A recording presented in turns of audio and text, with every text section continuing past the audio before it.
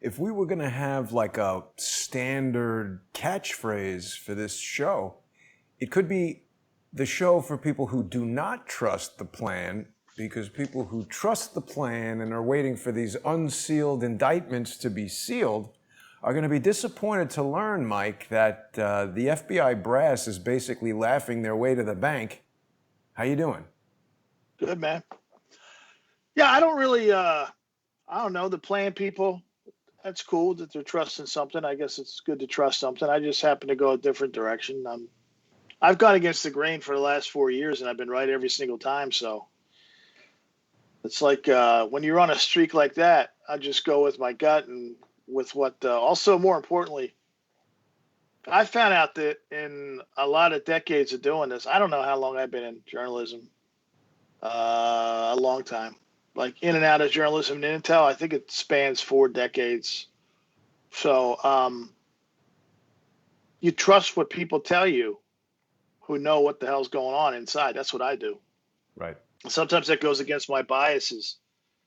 Sometimes, you figure out I could be working on a story and I call somebody on it and I pick their brain and they say, dude, you got it so wrong. You're going to look like a buffoon if you go out there with this. And then you might have worked on something for weeks or longer. And then you start talking to other people. It's like, no, you got it wrong. In fact, it's quite opposite. So, I think people. But wait a minute. Are those people right, or are they FOS? No, if you have to put your biases on the shelf, and you have to understand you don't know everything. We're talking about national security reporting. Yeah. It's often complicated, and it's not as simple as folks make it out to be online. I see a lot of people making just massive errors on Twitter and things, and predicting indictments has always been a haphazard endeavor. It's almost like trying to pick a number straight up on a roulette wheel. Right. Your chances are 36-1, I think, straight up on a roulette wheel, and walking in and putting all your money down on a one number and just sitting there and praying for it to come up. I mean, Wesley Snipes tells us to always bet on black. He was right. I watched. Well, he went to jail, though. Well, hey, he was in the black and now he's in the red. So he I like Wesley Snipes. He said that he was due reparations and he was going to, if he needed to, he was going to create his own independent country and, Really? fund that. Yeah, he was a wild man. He was a huge star at one point, but where has he been? Since that whole tax thing, he's not really around. Some people never come back from their battle with the feds. Right. Some people just say, you know what? Those people, I thought I was crazy. Those people are really crazy. And also, too, these guys have a shelf life, right? If you go away and you're out of the mix, you're a Hollywood guy, then it's like, that guy, we can't have that guy. Like Tom Sizemore, remember? He was like a big deal, Sizemore. Well, I think he's like a meth addict or something, isn't he? Well, meth tends to probably put a crimp in most careers, even in Hollywood. So I think he had other problems, too. Yeah, he was dating Heidi Fleiss. That guy's a maniac. The guy was a crazy man. He thought he was in his own movie. So, but I think it's funny. I think a lot of these people on Twitter think they're in their own movie, and they literally are in their own movie because they're also in their own reality. It's called a fiction movie. I mean, Brad fucking Thor should show up and start documenting this. That's how real it is. The problem is, though, it's dangerous. It's dangerous. So, and outside that whole whatever the hell's going on universe of the absurd, Dungeons and Dragons, and unfortunately, a lot of people are sucked in. We have to deal with reality. The reality is that whether people like it or not, and whether it tickles their sensibilities or not, and makes them all feel warm and fuzzy, these guys are cashing in. And then we have, on top of that, these guys, meaning Comey and McCabe and Strzok and you name it. They've all cashed in. They all got great jobs. And the ones that didn't have great jobs at the time or good book contracts or now TV deals, right? They got big GoFundMes. hundreds and hundreds of thousands of dollars on GoFundMe's. I mean, it's crazy. But then you wrap all this stuff into, is this just largely a distraction? Because to distract people from COVID-19, we see Steve Bannon was paying a lot of different people. I've said this for years. That's why we never associated with him, because I have people. Somebody asked me today, how do you know? How do you know to stay clear of all these people? I said, you just know. After a while of dealing with people, it's hard. It's hard to explain, and you don't go against your instincts when they've been right for so often. And the only reason they've been right for so often is because when you're young, you make so many mistakes, right? But the experience will give you the wisdom that you need later on in life. And you wish, man, I wish I had that when I was younger, because I made so many mistakes, right? Part of learning through life is not to repeat your mistakes, or if you do repeat them, definitely learn from them a second time. So we're seeing a lot of these people are out here talking about FBI corruption and all these things.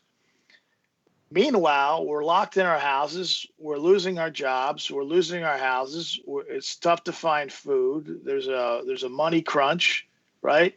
You may be facing eviction. Your business might have gone down the tubes. You may have lost your job. You may have lost your car.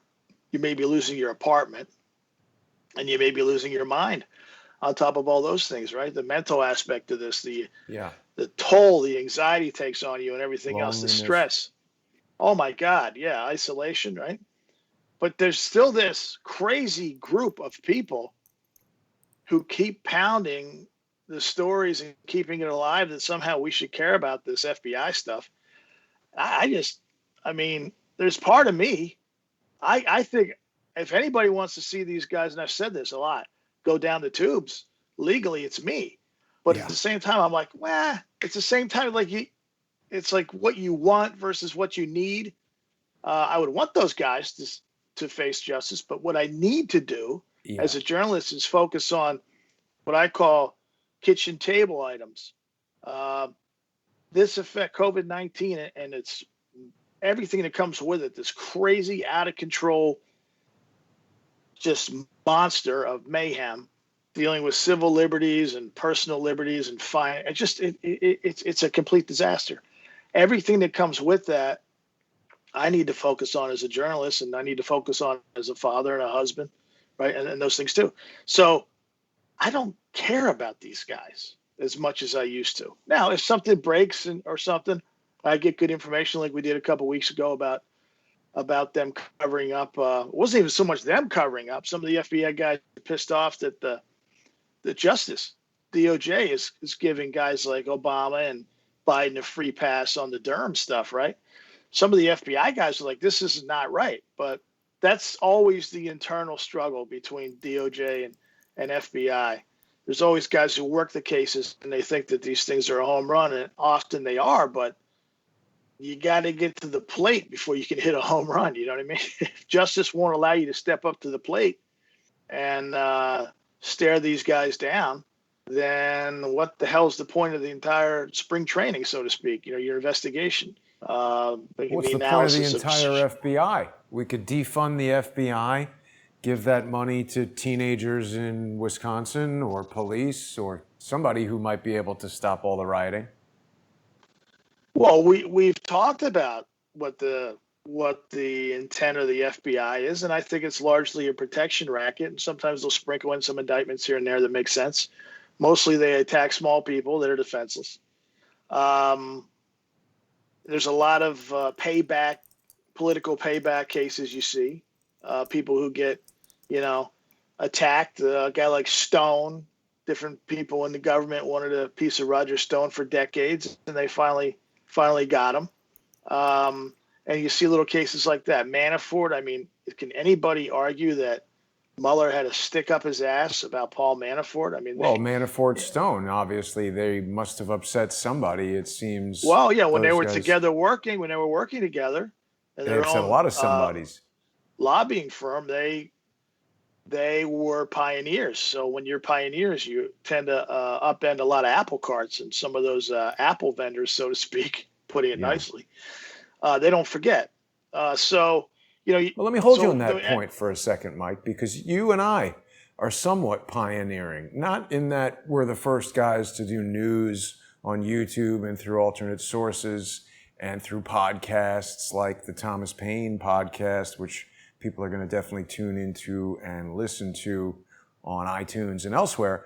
But by eliminating the corporate sponsorship and having this direct-to-viewer, micro sponsorship program that we've been doing on Patreon and Subscribestar, I think this is disrupting. And I think this is upsetting some people. I've spoken to you about how the president of television, I'm not supposed to talk about him. We can call him Mockingbird Jr., wants to shut down Crowdsource the Truth. I guess he doesn't like the news that we're putting out. Did you know that Don Lemon won an Emmy Award, Mike? It's probably for his coverage on New Year's Eve when he's rocked out of his mind in a bar in New Orleans talking about how his love life had a turbulent year. I think that is gripping television. I think there's nobody out here that on New Year's Eve that doesn't want to see a crying, blubbering black man talk about his, failures, social failures, and who doesn't want to see that? I mean, it's great television. It's right up there with Suits and other crazy TV. Was that Meghan Markle in Suits? Yeah, Meghan Markle. That's the show I used to say to my wife, that I should come out and I say, what the hell is going on out here? Oh, we're watching Suits. I said, all they do is yell at each other all show. You realize that? I'm in the other room working, and it sounds like this is going to be a fist fight at Citigroup. Who writes this script? Are they all acting this out with a megaphone? I never saw this. Rah, rah, rah, rah. It would be the equivalent of if Twitter had a TV series. Everybody just yelling at each other and mayhem, and every week you face potential, economic and career disasters, just like going on Twitter for 6 or 7 minutes. Anything can happen. You can throw your entire life away with one comment. That's how crazy our society has become. You say one thing somebody doesn't like, the wrong person, and boom, you're out of luck. So so much for freedom of the press, right? And freedom of speech. It's really insane. But getting back to this FBI stuff, right? The Comey stuff now is coming out. And actually his TV series is coming out. Right. And it was supposed to come out after the election. They didn't want to fuck around with the election, right? But Comey complained. Mike. Sorry to interrupt. I just have to ask you, why is Ronald McDonald sorting the votes? Well, they there's enough clowns. But look, you got the yellow outfit, the gloves. Yeah. That's McDonald's. It's tough. It's tough. Sorry, the Comey TV show. I didn't mean to interrupt you. I'm sorry. The Postal Service is now teamed with DoorDash, and they're trying to do the best they can to. The Comey series was supposed to come out after the election, but Comey made a big stink about it, saying, "Why isn't it coming out before the election? Really? Now, why would you?" Yeah, I mean, it's documented. It was in Variety, and it's in Reuters, and it's in all these places. And they said, "Okay, we'll move it up before the election." Comey always has to have his hands in these elections, so to speak. Obviously he had his hand in 2016. You could say either way for Clinton or for Trump, depending on what side of the aisle on in your perspective. But now, and we'll talk about it tonight. It's very interesting, and we'll be talking about COVID tonight. We'll talk about Drudge and some other stuff that's also in the news, and some of the stuff I have on those folks. But he just can't leave it alone. He just wants to be a player so badly, And will this sway the election? I don't know. I watched the trailer. I sent you the trailer. It looks insane. It looks like it's filled with wrong information, is what it looks like to me. Fantasy Island, yeah. It's like, wait a minute. We watch these stories closely, and we know the minutia of basically of all these stories. It's like that doesn't match up. That definitely doesn't match up. This is from the book, and how much of a creative license did they take? And and you're watching this. I watched the trailer, and I said, "Wow, this is going to be." Now, will they fool a lot of people? Absolutely. Yeah. Because he's a hero. I mean, how's it all going to play out? How's it all? You know that Richard Grinnell guy? Yeah. He was tweeting something about Comey yet last night and how Yates set him up or something and all this stuff. And I said, Yates did this, Yates did that. I said, hey, why didn't you just press Trump to declassify this stuff when you were running the show? Then we wouldn't have to be guessing what Yates did or didn't do. We would see what she said, right? That's under seal, and what that means, and who she was talking about, and all this stuff with Flynn. Why didn't you do that, tough guy, instead of Tweeting's tweeting about it? easier. This guy's Tweeting's just so easy. foolish, and everybody loves this guy. He's so full of shit. I can smell it a mile away. Give me a fucking break, this guy. This guy's another dope, okay? and people are going to be like, oh, I really like this guy. It's like the future. The future of what? Somebody said to me, you're messing with the future. Oh, really? We have a future? I wasn't aware of that, because every time I come to work, I see more and more of our country slipping away on a daily basis. And you're worried about whether this guy, is a future of what? Now, is he going to respond to me? Absolutely not, because he knows he's full of shit. You know why? Because you don't get to be in that position if you're not full of shit. Not going to put somebody in there that they can't control. It's very simple. But a lot of this stuff, we're talking about Flynn's in the news and things like that. All the things that are classified in the Flynn case, just declassify them. If we're talking about transparency, let's see what was really going on. Am I still with you? Yeah, I'm listening intently. I was just showing everybody how you might go about messing with the future. Have you ever driven a DeLorean, Mike? It is the most disappointing car ever. It drives like a Buick. Not sober. Not sober. A long time ago, kids. Relax. I'm not telling you to go out and drink and drive. It used to be a sport back in the 70s, okay? They outlawed it. It's not allowed anymore, okay? That sport's been taken off the board. It's crazy. It's crazy. These guys, they keep everybody has their little favorite trading card, politicians and appointed guys. They're all fucking lying to you. All of them. Look at Birx and Redfield and Fauci, right? And who's running them? Pence. What?